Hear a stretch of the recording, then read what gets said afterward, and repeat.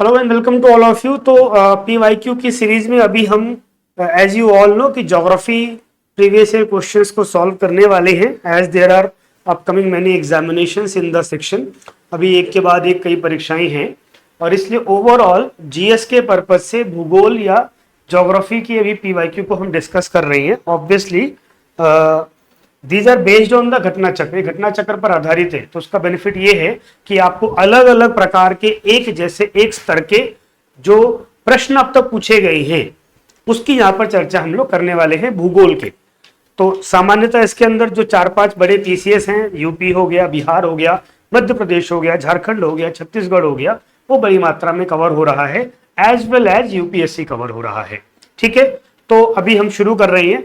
कुछ सवालों को हम ऑब्वियसली बात है इंडियन ज्योग्राफी वाले सेक्शन से शुरू कर रही हैं क्योंकि इसका वेटेज पीसीएस वगैरह के अंदर ज्यादा होता है और प्लस में तुलनात्मक तौर पर समझना कनेक्ट करना बच्चों के लिए आसान होता है और कॉन्फिडेंस गेन करते हैं। ठीक है, तो सबसे पहले यहाँ पर आपके सामने प्रश्न है। आपको ये सवाल इंग्लिश यहाँ पर हिंदी में है, लेकिन जो कुछ टर्म्स ऐसी होंगी जो आवश्यक होंगी वो मैं अंग्रेजी के अंदर भी बता दिया करूंगा आवश्यकता अनुसार। ठीक है, लेकिन दो मीडियम में डालने पर बहुत टेक्स्ट हो जाता है जो इश्यू क्रिएट करता है। ठीक है, और हम लोग इजी से डिफिकल्ट की तरफ बढ़ेंगे। पहले आसान प्रश्न है और फिर धीरे धीरे आगामी क्लासेज में मुश्किल प्रश्न भी आने शुरू होंगे। ठीक है, तो बहुत सिंपल सा सवाल है कि देयर आर सर्टेन स्टेटमेंट्स, यहाँ पर 4 अलग अलग कथन दिए हुए हैं। इन कथनों में से कौन सा भारत के बारे में सही नहीं है? 4 कथन दिए हैं और क्या पूछ रहा है वो कि इन 4 कथनों में से कौन सा कथन है जो भारत के बारे में सही है। ठीक है, ये हमारा प्रश्न हो गया है। तो कथन पढ़ने हैं, फिर कोड दिया है, उसके हिसाब से हमको एक्सप्लेन करना है। पहला, भारत विश्व का 5वां सबसे बड़ा देश है। अब बहुत समझदारी वाली बात है, एक एक को आपको सही या गलत करना है। तो हमको पता है भारत विश्व का 7वां सबसे बड़ा देश है, 5वां सबसे बड़ा देश नहीं है। ये क्या हो गया? गलत हो गया। अब जहां जहां पर एक ऑप्शन में दे रखा है इसका मतलब वो कोड भी क्या होंगे? गलत होंगे।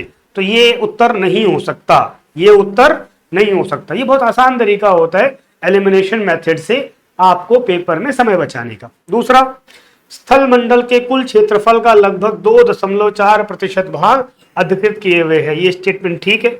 जो हमारी भारत की 32 लाख स्क्वायर किलोमीटर की जमीन है वो दुनिया की क्षेत्रफल का 2.4% है। ठीक है। तीसरा, समूचा भारत उष्ण कटिबंध में स्थित है। इसके लिए वर्ड है ट्रॉपिकल, ट्रॉपिकल जोन या ट्रॉपिकल रीजन। क्या होता है ट्रॉपिकल रीजन? जिन बच्चों ने भूगोल थोड़ा बहुत भी पढ़ा होगा उनको पता है 0 डिग्री के ऊपर 2 लाइनें होती हैं, 2 ट्रॉपिक्स होते हैं। कौन कौन से ट्रॉपिक्स हैं? ट्रॉपिक ऑफ कैंसर, जिसको हम कहते हैं कर्क रेखा, 23.5 डिग्री नॉर्थ, 23.5 नॉर्थ। ठीक है। दूसरा कौन सा होता है? ट्रॉपिक ऑफ कैप्रिकॉर्न, जिसको हिंदी में कहते हैं मकर रेखा। थोड़ा सा पेन मेरा मोटा है, इसको हम थोड़ा पतला कर लेते हैं। ठीक है, मकर रेखा। तो ये जो दोनों लाइनें हैं, ये 23.5 डिग्री साउथ, 23.5 डिग्री नॉर्थ, इसके बीच का जो इलाका है ये क्या कहलाता है? ट्रॉपिकल रीजन या ट्रॉपिकल जोन, या इसको हम कहते हैं उष्ण कटिबंधीय क्षेत्र। एक बात। दूसरा, अब क्या कह रहा है? पूरा भारत इसमें स्थित है। तो हमको पता होना चाहिए कि भैया भारत किस अक्षांश से किस अक्षांश के बीच में है, लैटिट्यूडनल एक्सटेंशन कितना है उसका। तो हम सबको पता है कि जो हमारा इंडिया है, प्यारा भारतवर्ष है, वो 8 डिग्री से मेनलैंड शुरू होता है। अंडमान निकोबार को भी जोड़ लेंगे तो 6 डिग्री से मेनलैंड, यानी कि 0 से ऊपर शुरू हो रहा है। खत्म कहां पर हो रहा है? 37 डिग्री के आसपास खत्म होता है। ठीक है, तो पूरा भारत ट्रॉपिकल में है? नहीं है। ट्रॉपिकल कहां तक होगा? 23.5 डिग्री तक, यानी कि जो उत्तरी भारत है वो क्या हो गया? वो ट्रॉपिक को पार कर जाता है, ट्रॉपिकल के बाहर स्थित है। क्लियर? तो ये स्टेटमेंट क्या हो गई? गलत हो गई। ये ऑप्शन क्या हो गया? गलत हो गया। आंसर मिल गया हमको। चौथा स्टेटमेंट पढ़ने की जरूरत भी नहीं है, तब भी पढ़ लेते हैं। 82.5 डिग्री पूर्वी देशांतर का उपयोग भारतीय मानक समय इंडियन स्टैंडर्ड टाइम को निर्धारित करने के लिए किया जाता है। ये स्टेटमेंट ठीक है। जो इंडिया है 82.5 डिग्री की लॉन्गिट्यूडनल लाइन, देशांतर रेखा यहां से गुजरती है 82.5 डिग्री ईस्ट, और इसी के आधार पर पूरे देश में टाइम क्या होगा वो हम निर्धारित करते हैं। आप सबने देखा होगा मोबाइल में टाइम सेट करने पर क्या लिखा होता है, 5:30 GMT, ब्रैकेट में कई बार कोलकाता या दिल्ली लिखा मिल जाता है ना। ये उस लाइन की बात की जा रही है। तो हमारा उत्तर क्या हो गया जी, डी, 2 और 4। तो कितनी आसानी से, अगर हमको कई बार 4 स्टेटमेंट नहीं भी आते हैं, अगर हमको 1 या 2 स्टेटमेंट भी ठीक तरीके से आते हैं और उस विषय की थोड़ी सी भी समझ है, तो we can answer that question. हम उस प्रश्न का बहुत आराम से, सरलता से उत्तर दे सकते हैं। वो ध्यान से पढ़ने वाला होता है, बस ये है। जहां भी ऐसे स्टेटमेंट हो उसको थोड़ा सा ध्यान से पढ़ना पड़ता है, समझदारी से पढ़ना पड़ता है। ठीक है, चलिए बहुत अच्छा हो गया, बढ़ते हैं नेक्स्ट। अगला प्रश्न है, अब पहला जो प्रश्न था वो प्रश्न बहुत आसान था, लेकिन अगर कोई पढ़ने में गलती करता तो उसके लिए मुश्किल हो जाता। सारा खेल उसका है। अगर आपको भारत के अक्षांशों का नहीं पता होता, 90% बच्चे यहां पर गलती कर जाते हैं थर्ड स्टेटमेंट के अंदर, और यही स्टेटमेंट पूरे सवाल का उत्तर बदल देती। ठीक है, चलिए अगला प्रश्न क्या कह रहा है, क्षेत्रफल की दृष्टि से यानी एरिया वाइज भारत का विश्व के देशों में कौन सा स्थान है। मैंने अभी आंसर किया था पिछले सवाल में, कौन सा स्थान है भाई, 7th है ना। हम दुनिया के 7वें सबसे बड़े देश हैं क्षेत्रफल के हिसाब से। हमसे बड़े 5-6 देश और भी हैं। ठीक है, रशिया उसमें टॉप पर है। ठीक है, तो ये हो गया। तो कई बार क्या होता है कि पिछले सवाल भी आपको उत्तर देते हैं। ठीक, अभी बीपीएससी के पेपर में ऐसे ही हुआ था, जो हाल ही में एग्जाम हुआ है, उसमें 5-7 सवाल ऐसे थे जिनके उत्तर उसी पेपर में अवेलेबल थे किसी और सवाल के अंदर। तो हमको यह पता लग गया इस सवाल से कि भाई 5वां तो आंसर नहीं होगा। ठीक है, चलिए तो उसका आंसर हो गया, मैं फिर से बता दे रहा हूं, सी इसका सही उत्तर है। एरिया वाइज भारत दुनिया का 7वां सबसे बड़ा देश है। ठीक है, अगला प्रश्न है, अब ये थोड़ा सा उन्होंने क्या किया, एरिया पे ही सवाल चल रहा है। तो क्षेत्रफल, संसार के क्षेत्रफल का कितना है, 2.4%। अभी हमने पिछले सवाल में किया भी था, लेकिन आगे क्या कह रहा है, अगला सवाल है इंडिया की पॉपुलेशन के ऊपर। अब ये पॉपुलेशन 2011 आधारित है, क्योंकि नए आंकड़े अभी तक आए नहीं है, आधिकारिक आंकड़े। ठीक है, तो संपूर्ण मानव जाति का कितने प्रतिशत आबादी हमारे यहाँ रहती है। तो जिसको ये पता, या तो पता होगा या पता नहीं होगा, सीधी सी बात है। ऐसा सवालों में यही होता है, या आंसर आता है या नहीं आता है। इसका आंसर भी है, ठीक है, कि जो हमारी पॉपुलेशन है, दुनिया की पॉपुलेशन है, उसका हम 17% है। प्रोबेबली बहुत जल्दी ही हम इसको पार कर जाएंगे, क्योंकि हमारी आबादी अब 1.5 अरब के आसपास हो चुकी है, और आधिकारिक आंकड़े भी जल्दी इसके आ जाएंगे। ठीक है, चलिए नेक्स्ट प्रश्न की ओर बढ़ रही हैं। अभी यहाँ पर जो नंबर लिखे हैं बच्चों, आप लोग उसकी चिंता नहीं करेंगे क्वेश्चन का नंबर अलग अलग क्यों है, क्योंकि हमने क्या किया है, टॉपिक वाइज सवाल उठाए हुए हैं। वहां तो पूरा क्वेश्चन बैंक होता है, तो चूंकि एक जैसे जुड़े हुए टॉपिक्स, अभी हम भारत की जो बेसिक जानकारी है, लंबाई, चौड़ाई, क्षेत्रफल, जनसंख्या, राज्य, सीमा, इस सब की चर्चा कर रहे हैं आज की क्लास में। तो सवाल के नंबर की चिंता नहीं करना है, सवाल पे फोकस करना है। ठीक है, चलिए अगला है, निम्नलिखित जोड़ों में से कौन सा जोड़ा सही नहीं है। जब भी हम सवाल पढ़ेंगे तो वहां पर क्या होता है, वैसे तो ऐसे टर्म्स को वो लोग भी इटैलिक करके रखते हैं, बोल्ड और इटैलिक, ताकि अलग से दिखाई दे। लेकिन आप सब भी जब भी प्रश्न पढ़ेंगे तुरंत क्या करना है कि सवाल क्या है उसको या तो अंडरलाइन करना या उस पर ऐसे गोला करना, ताकि गलती होने की संभावना ना रहे। चलिए, तो क्या है स्टेटमेंट सही नहीं बताना है अपने को। ठीक है, तो पहला, भारत का कुल क्षेत्रफल कितना है, तो यहां लिखा हुआ 3.28 मिलियन वर्ग किलोमीटर। अब चूंकि मिलियन वर्ड यूज कर दिया है तो बच्चे क्या कंफ्यूज हो जाते हैं। 1 मिलियन कितना होता है, 10 लाख, तो 3 मिलियन कितना हो गया, 30 लाख, तो क्या हो गया ये 32 लाख। हमको पता है कि हाँ भाई इतनी ही हमारे क्या नाम है इलाका है ना, 32 लाख और समथिंग समथिंग समथिंग, ये हमारा एरिया है, ये क्षेत्रफल है। अगला कहते हैं भारत का अक्षांशीय विस्तार, मैंने बताया था भी आपको, मेनलैंड 8 डिग्री 4 से लेकर के 37 डिग्री 6 उत्तर तक है। सही है, सही है। भारत का रेखांशीय, अब ये शायद टाइपिंग में गड़बड़ हो गई होगी, ये है देशांतरीय। ठीक है, अक्षांशीय means this is talking about the latitude, और ये था क्या, देशांतरीय, दिस इज देशांतरीय, दैट मीन्स द लॉन्गिट्यूड्स। ये विस्तार कितना है? तो 68°7 से 97.25 ईस्ट। ठीक है, ये दोनों थोड़ा सा समझ लेते हैं फटाफट से।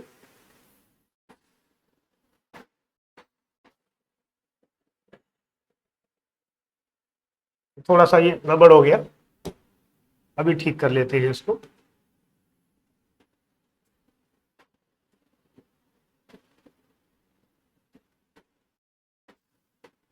अब दुनिया में जो हमारा भारत है ये फैला कितना हुआ, खाली इसकी बात वो कर रहा है। तो जब हम देशांतर की बात करेंगे, ये हो गया 0°। यहाँ पे इंडिया का मेन लैंड कन्याकुमारी के यहां से लाइन कौन सी गुजरती है? तो 8°4' नॉर्थ की लाइन। और जहां भारत का उत्तरी छोर है, अंतिम बाउंड्री, वहां पर जो लाइन गुजरती है उसकी डिग्री क्या है? 37°6' उत्तर। ऐसे ही जो ये हमारा गोला है, इस गोले पर जो लाइनें ऐसे आती हैं इनको हम क्या बोलते हैं? लॉन्गिट्यूड, देशांतर रेखा। इसकी जब हम बात करेंगे तो जहां से भारत शुरू होता है, यहां पर 0° है, इंडिया तो यहां पर बसा हुआ है, तो सबसे इस स्थान पर सबसे पहली रेखा यहां से जो गुजरती है, जो इंडिया की बाउंड्री को टच करती है, वो कौन सी है? 68°7' ईस्ट। और सबसे अंतिम रेखा जो अरुणाचल के किबिथु से गुजरती है, वो कौन सी है? 97°25' ईस्ट। ठीक है, तो ये स्टेटमेंट क्या है? सही है। ये स्टेटमेंट क्या है? सही है। ये स्टेटमेंट क्या है? सही है। प्रश्न क्या पूछा हुआ है? सही नहीं है। राज्यों की संख्या 26 ये भारत में नहीं है। 2004 के बाद से ही भारत में कितने राज्य रहे? 28 रहे। 2014 के अंदर जब तेलंगाना बना था तो भारत में राज्य एक बढ़ गया था, 29 हो गए थे। और 2019 में जब दोबारा से जम्मू कश्मीर को यूटी बना दिया गया तो वर्तमान में भारत में कितने राज्य हैं? 28 राज्य हैं और 8 केंद्र शासित प्रदेश हैं। यूटी वाला भी ध्यान से समझ लीजिएगा, 8 के नाम पूछ लेगा, बहुत लोग कंफ्यूज होंगे। क्यों? अब समझिए, पहले यूटी कितने थे भारत के? केंद्र शासित प्रदेश कितने थे? तो 7 हुआ करते थे। ये तो हम लोग 25 सालों से पढ़ रहे हैं कि 7 हुआ करते थे। लेकिन जब जम्मू कश्मीर को तोड़ करके 2 यूटी बनाया, वहां पर लद्दाख एक बन गया और जे एंड के एक बन गया, तो 7+2 यूटी कितने हो जाने चाहिए? 9, पर 9 नहीं है, 8 है। 8 कैसे हो गया? तो जब ये 2 नए बने उसी टाइम पर सरकार ने एक यूटी कम भी कर दिया। कौन सा कम कर दिया? इस जगह पर, यहां पर हमारे 2 अलग अलग यूटी हुआ करते थे, दमन दीव और दादरा नगर हवेली। दमन और दीव एक यूटी था, दादरा नागर हवेली एक यूटी था। सरकार ने इनको क्या कर दिया? मर्ज कर दिया, क्योंकि छोटे छोटे द्वीपीय वहां पर समूह हैं, आइलैंड्स हैं बेसिकली। तो बहुत बड़ा एडमिनिस्ट्रेशन खामखा क्यों उपयोग करना? अलग से यूटी तो अलग से कोई उसका एलजी या चीफ सेक्रेटरी होगा, अलग से वहां पूरा प्रशासन अमला होगा उसका। ठीक है, तो सरकार ने इसको मर्ज कर दिया इन दोनों को, तो यहां पर 2 नए बने और ये 2 मर्ज भी हो गए। तो टोटल यूटी हमारे पास कितने हैं? अभी 8 है। राज्यों के नाम आप सबको पता है, मैं खाली यूटी के नाम तुरंत बोल देता हूं जानकारी के लिए, वैसे आप सब बहुत अच्छे अवेयर बच्चे हैं तब भी। तो ऊपर 2 यहां पर हो गए हमारे, जम्मू कश्मीर 1, लद्दाख 2, चंडीगढ़ हमको मिलेगा 3, दिल्ली हो गया यहां पर 4, दमन दीव दादरा नागर हवेली हो गया यहां पर 5, पुदुचेरी यहां पर हो गया 6, अंडमान निकोबार यहां पर हो गया 7, लक्षद्वीप यहां पर हो गया 8। ये 8 हमारे क्या हैं? केंद्र शासित प्रदेश। अब इसमें एक बात आपको ध्यान रखना है, पूरी संभावना है कि जो विद्यार्थी अगले साल परीक्षा देंगे तब तक ये नंबर बदल जाएगा। क्यों बदल जाएगा? क्योंकि लगातार जोर है जम्मू कश्मीर को राज्य का दर्जा दोबारा से दिया जाए। सरकार भी सहमत है, केंद्र सरकार भी सहमत है, कोर्ट ने भी इस बात को कहा हुआ है। तो हो सकता है जो बच्चे अभी एग्जाम देंगे, अभी तो डेटा यही रहेगा, पर साल भर बाद कोई वीडियो देखेगा अगर ये वाली, तो तब तक दोबारा जम्मू कश्मीर एक राज्य बन सकता है। अगर ऐसा होगा तो क्या हो जाएगा? राज्यों की संख्या फिर से 1 बढ़ जाएगी और यूटी की संख्या 1 कम हो जाएगी। ये खैर भविष्य की बात है। चलिए, बहुत अच्छा हो गया। ठीक है, अगले प्रश्न की ओर बढ़ते हैं। अगला प्रश्न हमारा क्या कह रहा है? भारत के लिए निम्न में से कौन सा कथन फिर से क्या करना? तो गोला लगाना असत्य है, false, asking about the false statement. ठीक है। पहला, भारत विश्व का 7वां सबसे बड़ा देश है, ठीक। जनसंख्या की दृष्टि से विश्व का दूसरा राष्ट्र है। अब ये स्टेटमेंट गलत हो गया, जब ये सवाल पूछा गया था तब ये स्टेटमेंट सही हुआ करता था, ठीक है। Now India is the largest country of the world in the reference of pollution, जनसंख्या के लिहाज से। ये आंकड़ा कभी नहीं बदलेगा, ध्यान रखना। वो अलग बात है, कभी हम कब्जा कर लें पाकिस्तान पर या खुद ही मिल जाए आकर के हमारे साथ दोबारा भूल करके, तो अलग बात है, वरना नहीं बदलने वाला है, ठीक है। तो अब ये स्टेटमेंट गलत हो गया, पर तब सही था जब ये सवाल पूछा गया था, ठीक है। तो ये नाउ इट्स फर्स्ट, इसकी भूमि सीमा का विस्तार लगभग 15,200, जो लैंड बाउंड्री है इंडिया की। हमारा इंडिया जो है यहाँ पर क्या है, यहां से लेके यहां तक की जो बाउंड्री है, ये तो कौन सी बाउंड्री है, कोस्टल बाउंड्री, तटीय राज्य है। यहाँ पर जो 9 राज्य है, प्लस में यहां से यानी कि गुजरात पर जो सरक्रीक है, सरक्रीक से लेकर के और फिर यहां बांग्लादेश तक, यहां तक जो जमीन पर हमारी बाउंड्री है, उसकी कितनी इलाका है, तो इतना इलाका है। ये ठीक लिखा हुआ है 15,200 किलोमीटर, इट्स ट्रू। ये कितना है, तो ये 7,200 समथिंग है, ठीक है। और सर्वप्रथम सूर्योदय इसके मिजोरम राज्य में होता है, तो उस समय के हिसाब से इसका उत्तर क्या होता, ये वाला। असत्य कौन सा कथन था, ये वाला। यहाँ पे आंसर क्या आएगा, अरुणाचल, क्योंकि सबसे पूरब में अरुणाचल है। और सूर्य क्या होता है, पृथ्वी घूम रही है पश्चिम से पूरब, इसीलिए सूर्योदय पूरब से होता है, वरना सूर्योदय पश्चिम से होता, ठीक है ना। तो इसलिए जब यह सवाल पूछा गया था तब इसका उत्तर असत्य में क्या बताना पड़ता, डी, ठीक है। यहां अरुणाचल होगा तो ये सही हो जाएगा।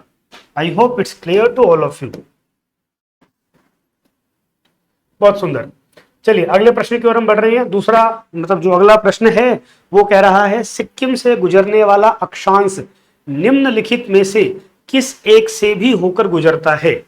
अब ये सवाल बहुत ट्रिकी सवाल होते हैं। ट्रिकी क्यों होते हैं, अगर आपको मैपिंग समझ में है, याद है, तो आपको याद रहेगा, वरना आपको याद नहीं रहेगा। बहुत सिंपल सी बात है। तो पहले उसने पूछा क्या हुआ है, उसने पूछा हुआ है अक्षांश के बारे में। अब कॉमन सी बात है, अगर आप इंडिया के मैप पर देखेंगे तो भैया इंडिया का जो मैप है उसमें कौन कौन सी अक्षांशीय रेखाएं कहां कहां से गुजरती हैं, ये कॉमन आइडिया हमेशा आदमी को रहता है। जैसे फॉर एग्जाम्पल कुछ अक्षांश रेखाएं जो बहुत कॉमन है, याद रखना आसान है। जैसे भारत के ठीक बीच से कौन सी अक्षांश रेखा गुजरती है, सबको पता होगा, ये कर्क रेखा गुजरती है ना। बच्चे को पता है कि ठीक बीच से क्या गुजरती है, 23.5 डिग्री कर्क रेखा, ट्रॉपिक ऑफ कैंसर। अब उसने क्या पूछा हुआ है कि सिक्किम से गुजरने वाला अक्षांश, सिक्किम कहां पर है। तो अगर आप मैप को यहां पर इस तरीके से देखेंगे, है ना, तो सिक्किम यहां पर हमारा प्यारा सा देश बसा हुआ है। नेपाल के पूरब में, भूटान के पश्चिम में जो देश है, राज्य है यहां पर, वो कौन सा राज्य है, सिक्किम। अब उसने क्या पूछा है कि जो लाइन, मैं दूसरा कलर लेता हूं, जो लाइन सिक्किम से गुजरती है वो और किस राज्य से गुजरती होगी, ऐसा, ठीक है। अब इसमें से ऑप्शन अपने को पकड़ने शुरू करने हैं। अच्छा, ऑप्शन में सारे उसने पास पास वाले दिए हुए, ठीक है ना, कि जम्मू कश्मीर की, हिमाचल की, पंजाब की, राजस्थान। क्या लगता है, तो अब इसमें समझने वाली बात क्या है, जो हमारा हिमालय है, सिक्किम हिमालय के एकदम निचले कोने पर स्थित है, तो यह बात पक्की है कि जम्मू कश्मीर इसका उत्तर नहीं होगा, हिमाचल प्रदेश इसका उत्तर नहीं होगा। क्यों, वो उच्च हिमालय पर स्थित है, ठीक है। अब अपने को रह गए केवल 2 विकल्प, पंजाब और राजस्थान। क्योंकि हमारी धरती क्या है, गोल है, तो जो ये अक्षांश रेखाएं होती हैं, रेखाएं सीधी नहीं होती हैं, ये रेखाएं गोलाई में होती हैं। आपने ग्लोब पर देखा होगा, एक सर्कुलर पाथ में होती है, ठीक है। और इसलिए पंजाब भी क्या होता है, पंजाब भी हिमालय के फुटहिल्स में ही स्थित है, तो उसका सही उत्तर क्या हो जाएगा, राजस्थान। जो रेखा राजस्थान से गुजरती है वही रेखा सिक्किम से भी गुजरती है, या उल्टा कह सकते हैं, सिक्किम वाली रेखा जो है राजस्थान को भी पार करके जाती है, ठीक है। चलिए बहुत अच्छा हो गया, तो उसका उत्तर हमारा हो गया ए। बढ़ते हैं आगे। अगला प्रश्न कह रहा है, अब ये बहुत सामान्य प्रश्न है। अच्छी बात क्या है, मैंने बार बार कहा है कि कर्क रेखा के ऊपर हर बार परीक्षा में एक सवाल सामान्यता होता ही होता है। यूपीएससी में सामान्यता हर 2 वर्ष के ऊपर इस पर एक सवाल होता है, और शायद ही ऐसा कोई पीसीएस हो जिसमें कर्क रेखा के ऊपर कोई ना कोई एक सवाल ना पूछा गया हर साल। वो सवाल घुमा फिरा देगा वो अलग बात है, पर कर्क रेखा पर एक सवाल होगा ही होगा। कर्क रेखा यानी कि ट्रॉपिक ऑफ कैंसर, यानी कि 23.5 नॉर्थ, उत्तर अक्षांश रेखा। तो क्या कह रहे हैं, किस राज्य से होकर गुजरती है? उड़ीसा, बिहार, झारखंड। ठीक है, ये पता नहीं क्यों दो आंसर यहाँ पे, दो ऑप्शन लिखे हुए।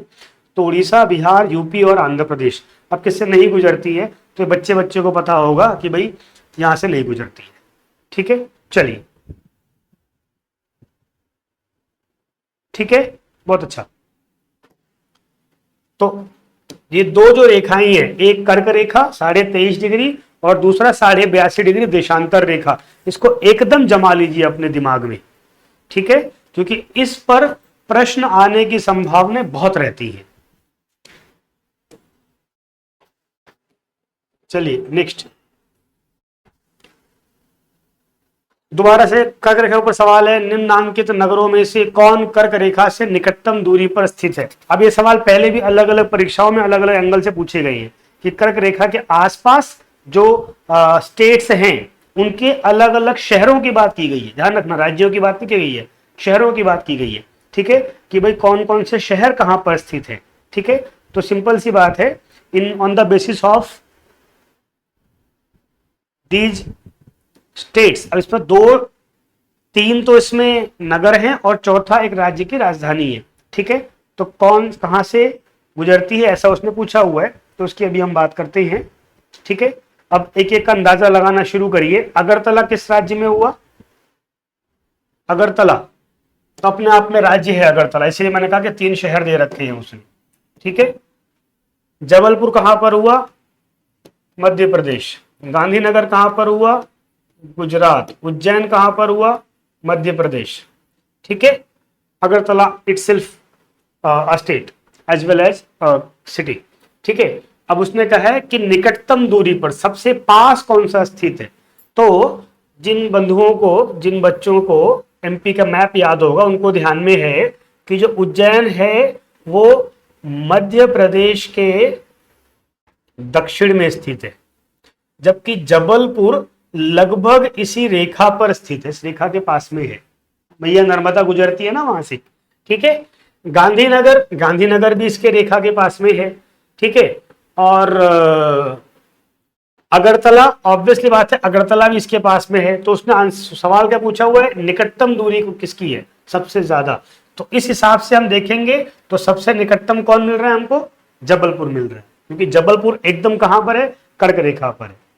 इसी में एक फैक्ट और ध्यान रखने वाली बात है, एक प्रश्न आया है पहले अलग अलग प्रकार से कि ऑप्शन दिया हुआ है कि किस राज्य की राजधानी कर्क रेखा पर या सबसे निकट स्थित है, तो इसका उत्तर रांची। ठीक है, 2-3 बार अलग अलग जगहों पर यह प्रश्न आया हुआ है। रांची इकलौती राज्य की राजधानी है जो एकदम कर्क रेखा पर स्थित है। बाकी राजधानियां नहीं है कर्क रेखा पर। गुजरात की राजधानी अहमदाबाद नहीं है, भोपाल, एमपी की राजधानी भोपाल नहीं है। ठीक है ना, तो यहां पर जो अपना रांची है वो एकदम कर्क रेखा पर बेस्ड है। ठीक है, चलिए बढ़ते हैं अगले सवाल की तरफ। फिर से वही प्रश्न है कि कौन कर्क रेखा के निकट है। तो इसका मतलब क्या हो गया? इसका मतलब यह हो गया कि कर्क रेखा एकदम ध्यान से अपने को पढ़ना है। जो 8 के 8 राज्य हैं, पश्चिम से पूरब तक हमको पता होना चाहिए, गुजरात से लेकर के और नॉर्थ ईस्ट तक किन किन राज्यों से कर्क रेखा गुजर रही है। जो रेखा गुजर रही है उसके ऊपर नीचे कौन कौन से प्रमुख शहर स्थित है। ठीक है, अगर ये हो जाएगा तो हर वर्ष इसको लेकर के एक सवाल मिलना ही मिलना है। हालांकि ये सवाल बहुत पुराना है, आईएसपीटी का सवाल है और अब आईएएस के अंदर भी इसमें बेसिक से सवाल नहीं आते हैं, लेकिन तब भी अपने को इसकी जानकारी हमेशा रहनी चाहिए। ठीक है, तो उसका आंसर हो गया बी, कलकत्ता। कोई बहुत बड़ा फैक्ट नहीं है। कहने का तात्पर्य था कर्क रेखा को ध्यान से समझना है। ठीक है, चलिए, अच्छा मान लो इसका सवाल किसी को बिल्कुल नहीं आता है, तो कैसे इसका आंसर निकालेंगे? ठीक है, तो तब भी कोशिश तो करनी चाहिए ना हमेशा आदमी को। ठीक है, तो अब 2 उत्तर तो नहीं होंगे ये श्योर है, ए और डी कभी इसका आंसर नहीं हो सकता। ए बहुत उत्तर में है और डी नागपुर एकदम मध्य प्रदेश महाराष्ट्र के विदर्भ के बाद पड़ता है नागपुर। ठीक है ना, तो ये 2 तो उत्तर नहीं हो सकते, तो कॉमन सी बात है, समस्या केवल इन दोनों में ही आनी है आपको। ठीक है, और जैसे ही थोड़ा सा जिसको बाउंड्री का ज्ञान होगा अंतरराष्ट्रीय सीमा का, राजस्थान और पाकिस्तान की सीमा का। तो सबको पता है कि बाड़मेर बॉर्डर टच करता है गुजरात को, राजस्थान का, और बाड़मेर के उत्तर में है क्या, जोधपुर, यानी जोधपुर भी इसका आंसर नहीं हो सकता। अपने आप आपको आंसर मिल जाएगा क्या, कलकत्ता। ठीक है, ऐसा। चलिए, अब ये बहुत शानदार प्रश्न है, ठीक है, कि जून माह में निम्न जगहों में से कहां पर दिन की अवधि अधिक होगी, यानी कि दिन लंबा होगा और रातें होंगी वो छोटी होंगी, निम्न में से किन जगहों पर, और उसने टाइम दिया है क्या, जून। अब मैं इस प्रश्न को समझाऊं उससे पहले एक बेसिक सी चीज समझ लीजिए।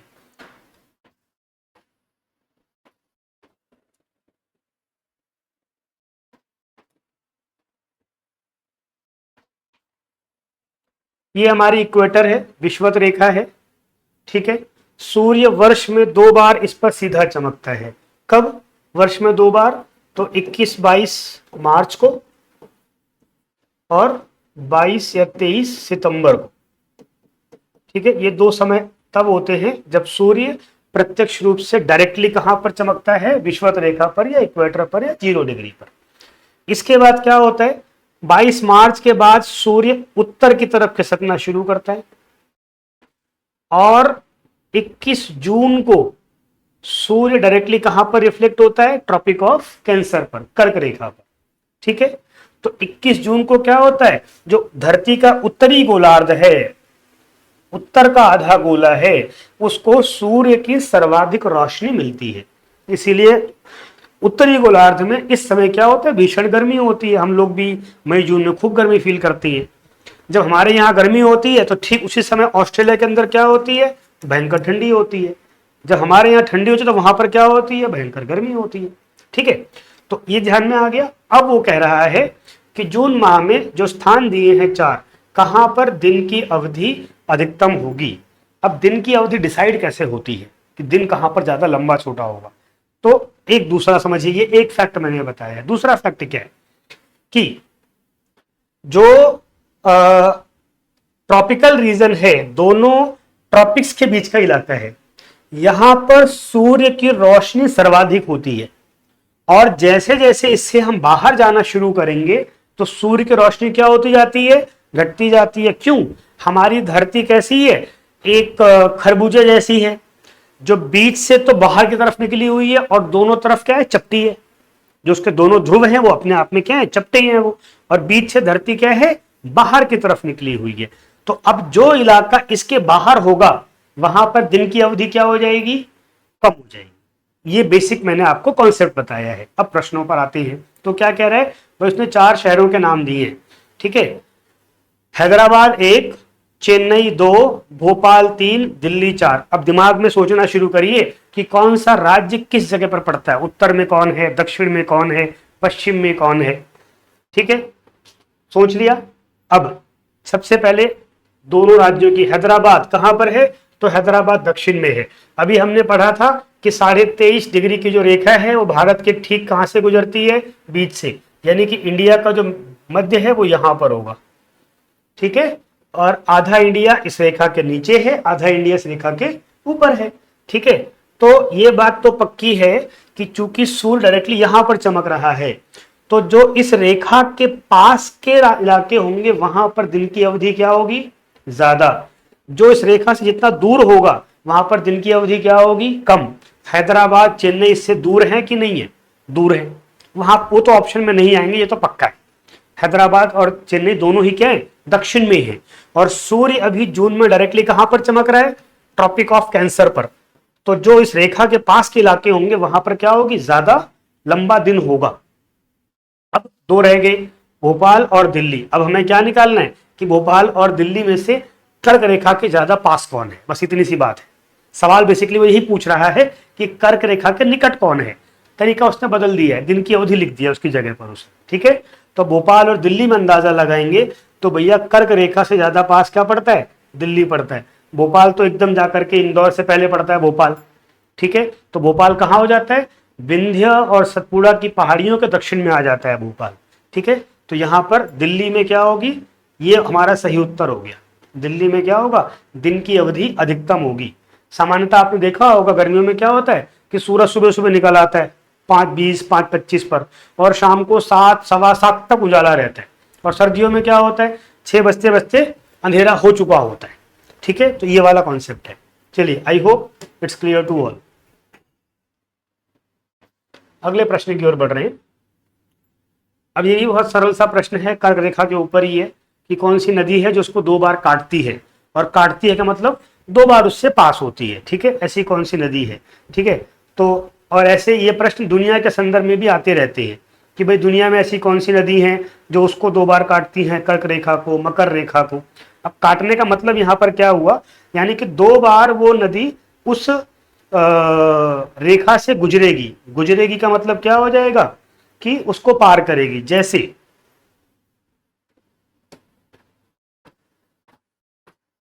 ये कर्क रेखा है, अब यहां से बहुत सी नदियां निकल रही हैं, यहाँ से नर्मदा जी भी जा रही है, यहाँ से ताप्ती भी जा रही है, माही नदी और कई सी नदियां निकल रही हैं।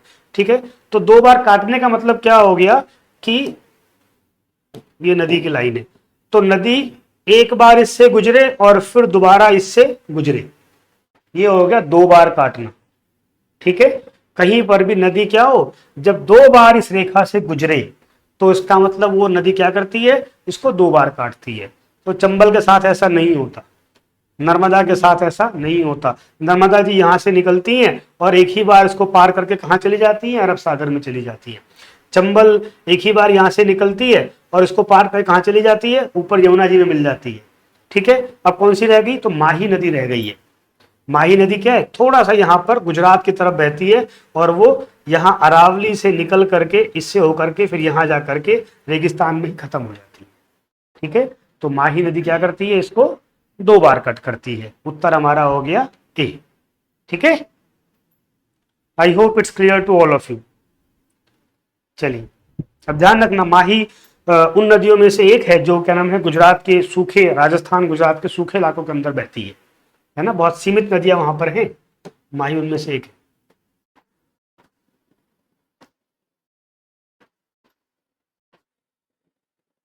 बहुत बढ़िया, एक प्रश्न और दिया हुआ है। अब ये प्रश्न है इंडियन स्टैंडर्ड टाइम के ऊपर। ठीक है, तो पहले हम बेसिक कॉन्सेप्ट की बात कर लेते हैं इंडियन स्टैंडर्ड टाइम में, क्योंकि बेसिक कॉन्सेप्ट समझना बहुत जरूरी है और फिर आप इसको प्रश्न को हल कर पाएंगे। सवाल पुराना है, मैंने पहले ही कहा है कि कर्क रेखा और 82.5 डिग्री रेखा, इसके ऊपर बार बार प्रश्न आते हैं। तो इंडियन स्टैंडर्ड टाइम क्या है, पहले इसको समझ लेते हैं।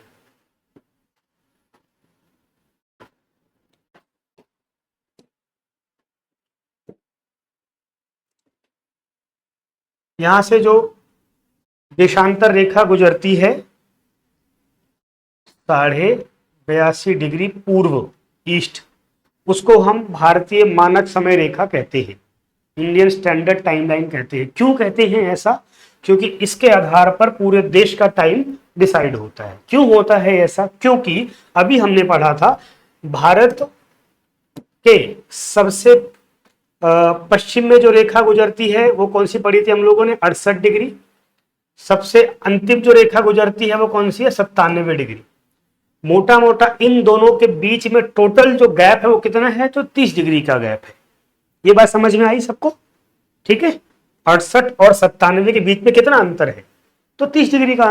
आप 68 को 70 मान लो, आप 97 को 100 मान लो, कितना अंतर है भाई, 30 का अंतर।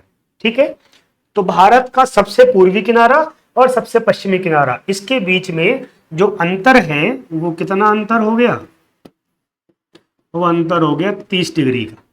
ये सबको क्लियर। दूसरा, हमारी धरती जब घूमती है तो 24 घंटे में 360 डिग्री घूमती है और दिन रात होता है। उस कैलकुलेशन के हिसाब से 1 घंटे में हमारी धरती कितना घूमती है, 15 डिग्री। 1 घंटे में कितना घूमती है, 15 डिग्री। और इस हिसाब से देखेंगे तो जब सूर्य यहां पर आएगा अरुणाचल में, तो यहां से गुजरात तक आने में उसको कितना लगेगा, 2 घंटा, क्योंकि अंतर कितना है, 30 डिग्री। 1 घंटा 15 डिग्री, 30 डिग्री 2 घंटा। यानी जब यहां पर सुबह सूरज की पहली रोशनी आएगी तो वो पहली रोशनी गुजरात में कब पहुंचेगी, 2 घंटे बाद पहुंचेगी। इसीलिए नॉर्थ ईस्ट में बहुत जल्दी दिन की शुरुआत हो जाती है। इसीलिए आजादी से पहले वहां पर अलग से चाय बागान टाइम जोन हुआ करता था। ठीक है, तो अब जब हम आजाद हुए तब तक भारत में अलग अलग टाइम जोन चलते थे, नॉर्थ ईस्ट का अलग था, बॉम्बे टाइम जोन अलग हुआ करता था, ठीक है। अब हमने कहा हमारा देश पहले से ही बंटवारे से परेशान है, अलग अलग राज्यों की आवाजें भी आ रही हैं, तो देश में एकता बनी रहे उसके लिए हमने कहा कि टाइम जोन तो हम एक ही रखेंगे, ठीक है। तो हमने कहा इन दोनों के ठीक बीच में जो लाइन आएगी हम उसको टाइम जोन मान लेंगे। और 68 और 97 के ठीक बीच में क्या लाइन आ रही थी, 82.5 आ रही थी, ठीक है। तो 82.5 लाइन पर जो टाइम होगा पूरे देश का वो टाइम होगा, ठीक है। 82.5 पर क्या होता है ये हम पहले से ही जानते हैं, प्लस 5:30 GMT, ठीक है। लंदन से 5.5 घंटा आगे हमेशा हमारा टाइम चलेगा। अभी टाइम वाला पूरा कॉन्सेप्ट मैं नहीं बता रहा हूं, हम PYQ पे है इसलिए, ठीक है। अब क्या कह रहा है कि इसके हिसाब से यानी इस लाइन के हिसाब से जब यहां पर अर्धरात्रि है यानी 82.5 पर जब क्या बज रहा है, रात का 12, इसको हम कहते हैं 12 o'clock। घड़ी में आप में से कभी किसी ने आज तक रात के 12 बजते नहीं देखा होगा, किसी ने देखा है तो अजूबा है, क्योंकि रात का 12 कभी बजता ही नहीं है। तो क्या बजता है, 0000, ठीक है। 11:59 के बाद जो टाइम आता है वो क्या आता है, ये टाइम आता है, इसीलिए इसको 0 आवर भी कहते हैं बहुत लोग। कभी आपने रात में 12 देखा हो ऐसा तो मैंने तो नहीं देखा है, हो सकता है किसी और ने देख लिया हो, ठीक है। तो क्या कह रहा है कि जब यहां पर यानी 82.5 पूर्वी देशांतर रेखा पर अर्धरात्रि है, रात के 12 बज रहे हैं, तब कहीं पर सुबह का 6 बज रहा है, ठीक है। क्या लिखा है, एक स्थान पर सुबह का 6 बजता है, और कह रहा है कि वो स्थान कौन सा होगा आपके हिसाब से ये बताना है, ठीक है। ट्रिकी क्वेश्चन हो गया ना, कैलकुलेशन वाला।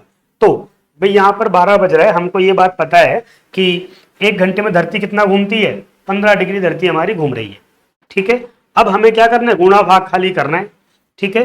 तो हम क्या करेंगे, 6 गुणा 15, क्योंकि 1 घंटे में 15 डिग्री घूम रही है, तो सुबह का 6 बज रहा है यानी 12 के बाद का 6 घंटे का अंतर हो गया, ठीक है। तो 1 घंटे में 15 डिग्री, 2 घंटे में 30, ऐसे 6 गुणे 15 कितना आएगा, 15 छिक्के 90, तो 82.5 डिग्री और प्लस में 90 डिग्री, ये जो इसका टोटल जो जोड़ होगा वो क्या होगा, आंसर होगा, ठीक है। इसका जोड़ कहां है, तो हमको दिख रहा है बी, इसका उत्तर क्या हो गया, बी, ठीक है। अब जिन बच्चों को बेसिक कॉन्सेप्ट नहीं पता कि टाइम कैसे डिसाइड होता है, केवल उनके लिए बहुत ब्रीफ में बता रहा हूं। हमारी जो धरती है वो पश्चिम से पूरब घूमना शुरू करती है। सबसे पहले प्रशांत महासागर में सूरज आता है। प्रशांत महासागर में एक रेखा है जिसको हम 180 डिग्री देशांतर रेखा कहते हैं। उस रेखा से क्या होता है, वहां से दुनिया का दिन डिसाइड होना शुरू होता है।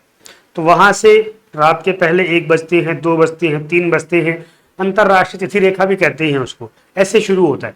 तो पहले दिन की शुरुआत कहां से होती है, प्रशांत महासागर, फिर वहां से दिन कहां पहुंचेगा, जापान, जापान से फिर बढ़ना शुरू होगा एशिया की तरफ, फिर यूरोप अफ्रीका की तरफ, फिर पहुंचता है कहां पर, पश्चिम में और अमेरिका की तरफ, ठीक है। तो ऐसे बढ़ता है।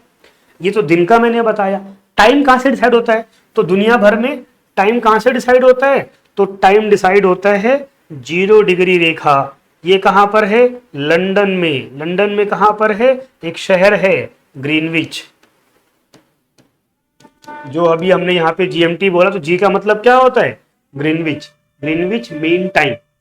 तो इसमें क्या होता है कि जब यहां पर दोपहर के 12 बज रहे होंगे, उसके हिसाब से बाकी सब देश अपना टाइम सेट करते हैं।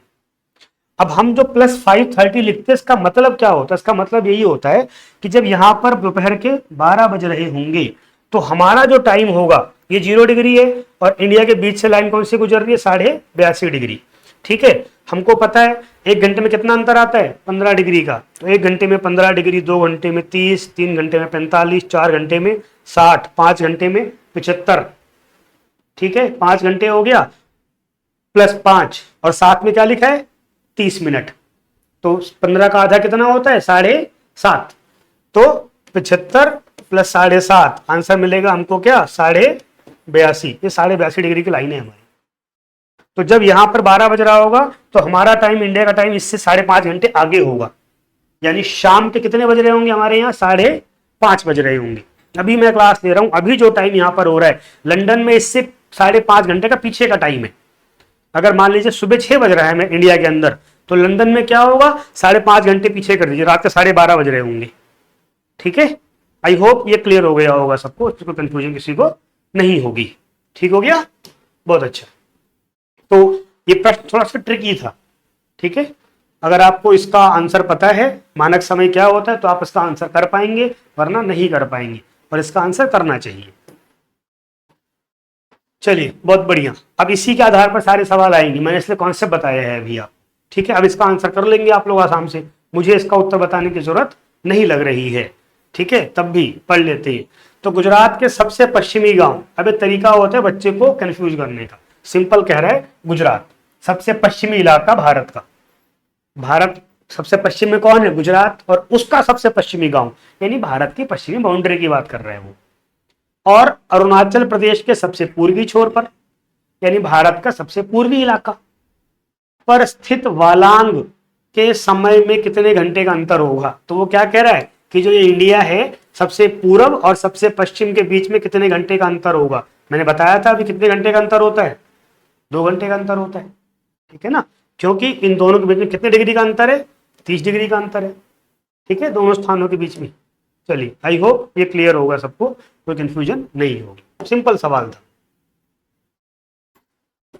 अगला प्रश्न है, हाँ अब ये सब प्रश्न देशांतर रेखा के ऊपर हैं, अब तक का रेखा पर चल रहे थे। तो जबलपुर की देशांतर रेखा इंदौर व भोपाल की देशांतर रेखाओं के बीच है। जबलपुर मध्य प्रदेश का शहर है, एक स्टेटमेंट। दूसरा स्टेटमेंट क्या कह रहा है, औरंगाबाद का अक्षांश वडोदरा और पुणे के अक्षांशों के बीच है। औरंगाबाद महाराष्ट्र में है, पुणे महाराष्ट्र में है, वडोदरा गुजरात में है, आसपास ही है लेकिन। ठीक है, तीसरा स्टेटमेंट क्या कह रहा है, बेंगलुरु की स्थिति चेन्नई की तुलना में अधिक दक्षिण है, यानी कि जो बेंगलुरु है वो चेन्नई के हिसाब से क्या है, ज्यादा साउथ में है। अब ये तीनों में से कौन सा सही है ये हमको बताना है। ठीक है, तीनों में से कौन सा सही है। अच्छा, सीधा पूछता तो बताना आसान होता, लेकिन उन्हें कोड दिया है, कोड दिया है इसका मतलब ये बात तो तय है कि एक से ज्यादा स्टेटमेंट सही होंगे। ठीक है, समझते हैं। ठीक है, अभी आपको ध्यान आ जाएगा। इसमें थोड़ा सा ये ऑप्शन ऊपर नीचे है, सी ऊपर है, बी नीचे है, कोई बात नहीं, ऑप्शन जो लिखे हैं वो ठीक है।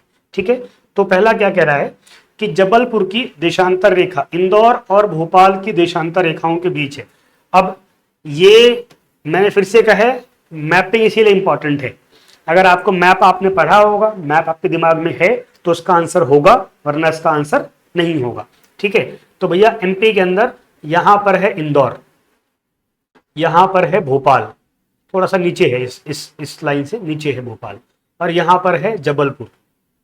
ठीक है, तो जो रेखा यहां से गुजर रही है, एक यहां से एक यहां से गुजर रही है। अब वो क्या कह रहा है, जबलपुर किसके बीच में है, इंदौर और भोपाल के बीच में है। ये स्टेटमेंट क्या हो गई, गलत हो गई, क्योंकि ये है इंदौर, ये है भोपाल, ये है जबलपुर, तो इंदौर भोपाल के बीच में जबलपुर नहीं है। पहली स्टेटमेंट हमारी क्या हो गई जी, गलत हो गई। ठीक है, दूसरी स्टेटमेंट है औरंगाबाद की जो अक्षांश रेखा है वो वडोदरा और पुणे के बीच में है।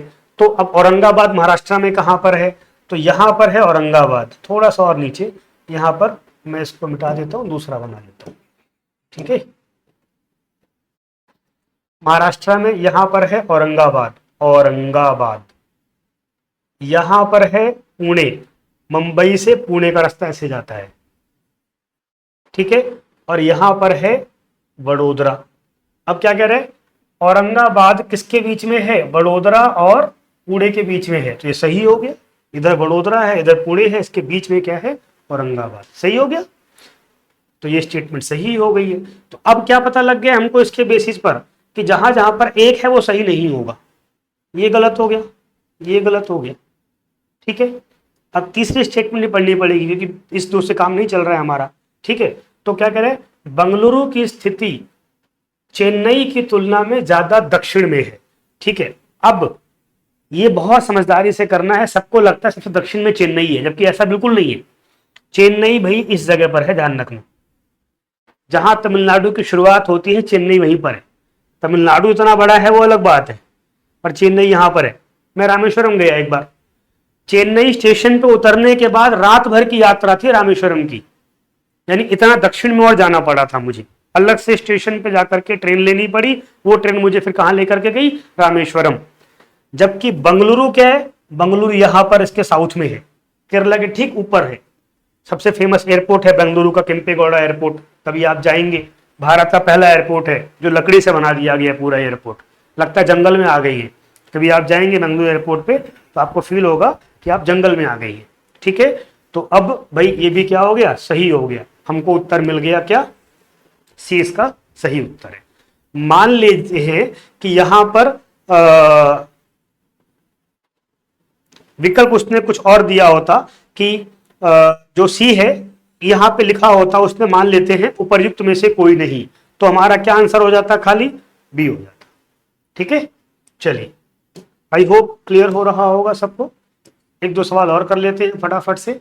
ठीक है, निम्न में से कौन सा शहर 82.5 डिग्री, भारतीय मानक रेखा कौन सी है, 82.5 डिग्री इंडियन स्टैंडर्ड टाइम, उसके कौन सा पास में है, बहुत सीधा सरल सा सवाल है भाई, उत्तर दो फटाफट, बताओ कौन पास में है। रीवा मध्य प्रदेश में पड़ जाता है, ठीक है, सागर एमपी में है, उज्जैन एमपी में है, होशंगाबाद भी एमपी में है, चारों शहर एमपी में है। सबसे पूरब में कौन सा है, तो जिन लोगों को पता है रीवा, सतना, बैतूल का पठार वो सबसे पूरब में है, और सबसे पूर्व में फिर बैतूल के पास कौन सा पड़ जाएगा, Rewa should be the answer, Rewa answer हो जाएगा। सागर इसके पश्चिम में है, उज्जैन उसके पश्चिम में है, होशंगाबाद उसके पश्चिम में है।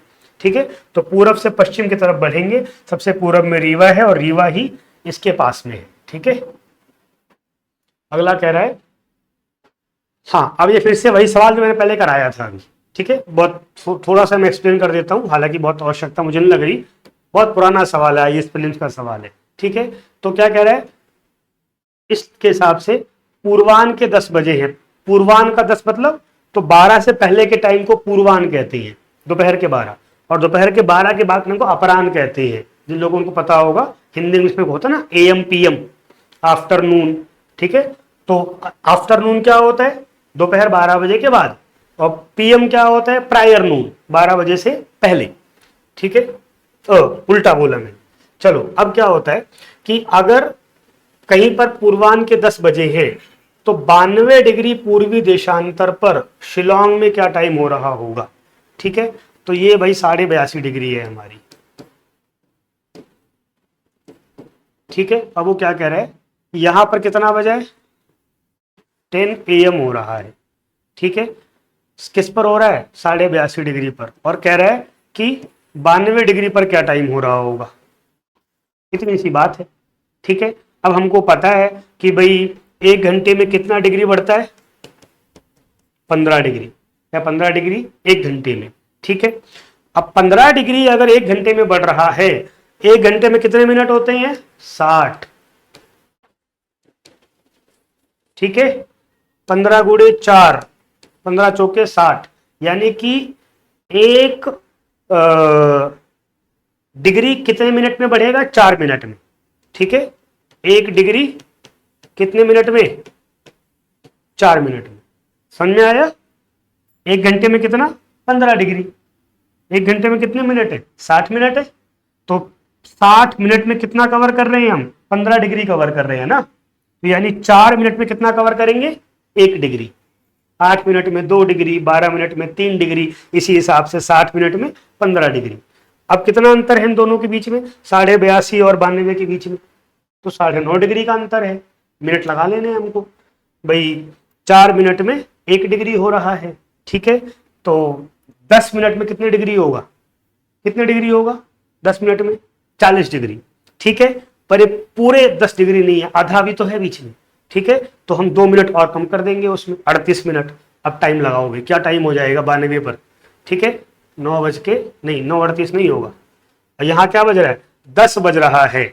ठीक है, तो यहां पर हमको क्या करना है, टाइम यहां पर हमको प्लस करना है, कितना प्लस करना है, 38 मिनट, आंसर हो जाएगा बी, 10:38। ठीक है, हमेशा ईस्ट में टाइम बढ़ता है, वेस्ट में टाइम घटता है। ठीक है, क्लियर। चलिए दोबारा देखना है, इसको समझ में आ जाएगा।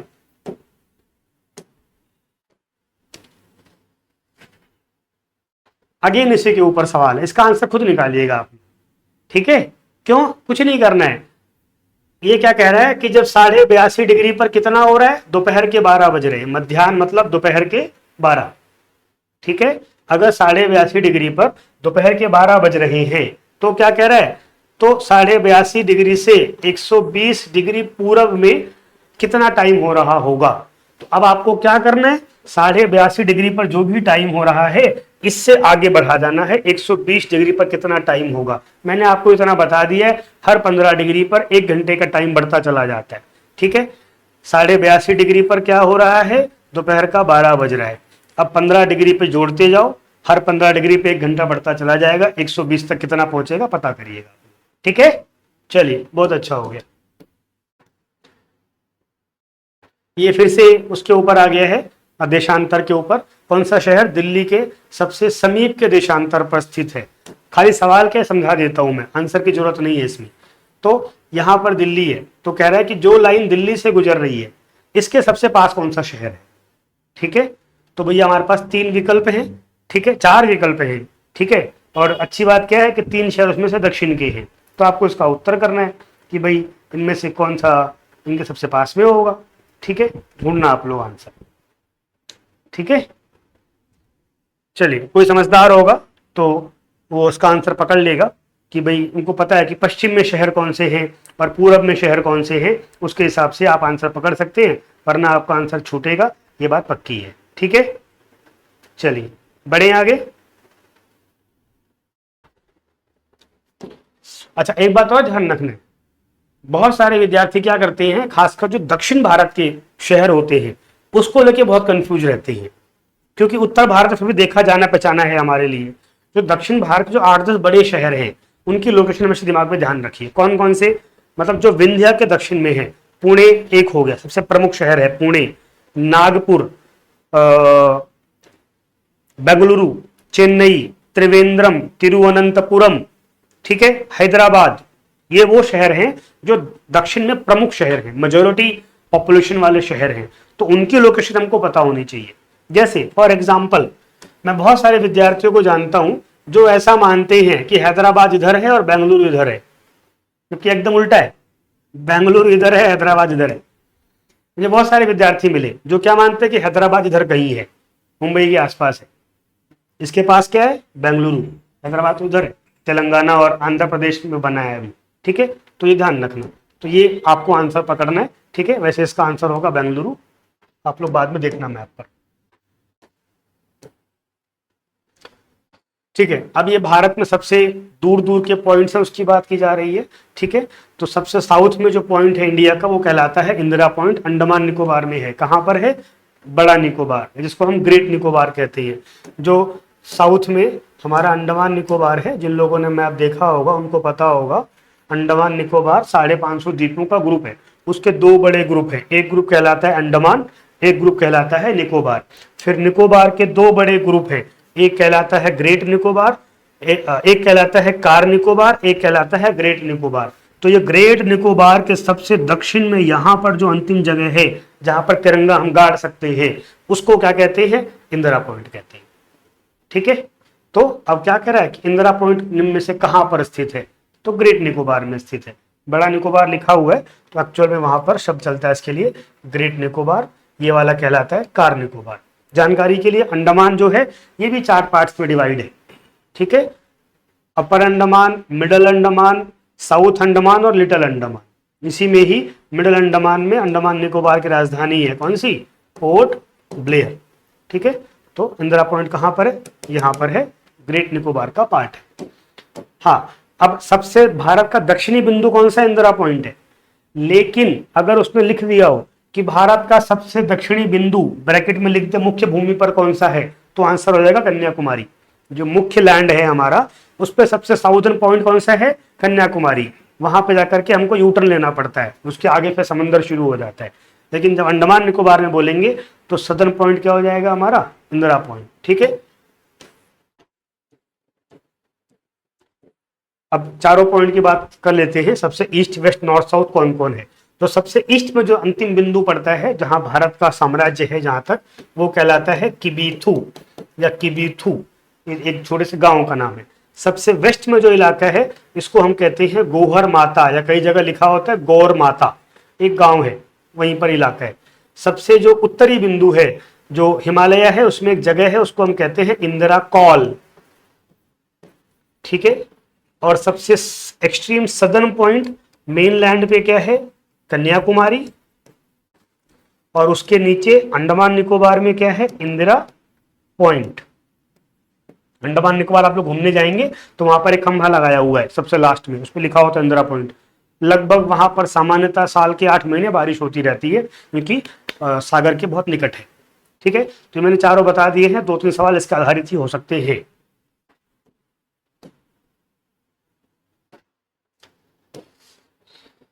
ठीक है, सबसे अधिक पूरब की तरफ कौन सा नगर है इसमें से, फिर से मैंने बताया मैपिंग वाला खेल है सारा ये, ठीक है ना। हैदराबाद, भोपाल, लखनऊ, बेंगलोर, सबसे पूरब में कौन सा है इसमें से, ठीक है। अब कंफ्यूजन भोपाल और बेंगलुरु में तो नहीं होनी चाहिए, अगर किसी को थोड़ी बहुत हो सकती है तो लखनऊ और हैदराबाद में हो सकती है, ठीक है। क्या लगता है इन दोनों में सबसे पूरब में कौन सा होगा भाई, लखनऊ और हैदराबाद में से?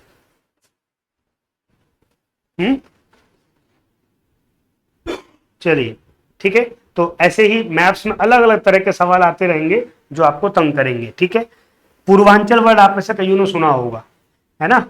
तो जैसे ही आप कानपुर को पार कर जाते हैं, कानपुर को पार करने के बाद धीरे धीरे पूर्वांचल शुरू हो जाता है, ठीक है। लखनऊ, गोरखपुर, ये सब पूर्वी इलाके हैं, तो आंसर क्या हो जाएगा इसका, लखनऊ हो जाएगा, ठीक है। हैदराबाद जो है वो उससे पश्चिम में है। भारत का वो कौन सा स्थान है जहां बंगाल की खाड़ी, अरब सागर और हिंद महासागर मिलते हैं? कन्याकुमारी, ये सबको पता है, कन्याकुमारी एकदम बीच में है, ठीक है। कन्याकुमारी के दक्षिण में क्या है, ये कन्याकुमारी हो गया, तो इसके दक्षिण में क्या है, हिंद महासागर, इंडियन ओशियन। इसके पूरब में क्या है, बे ऑफ बंगाल, बंगाल की खाड़ी। इसके पश्चिम में क्या है, अरब सागर, है ना। तो ये वो इलाका है जहां पर ये तीनों आपस में मिलते हैं, ठीक है।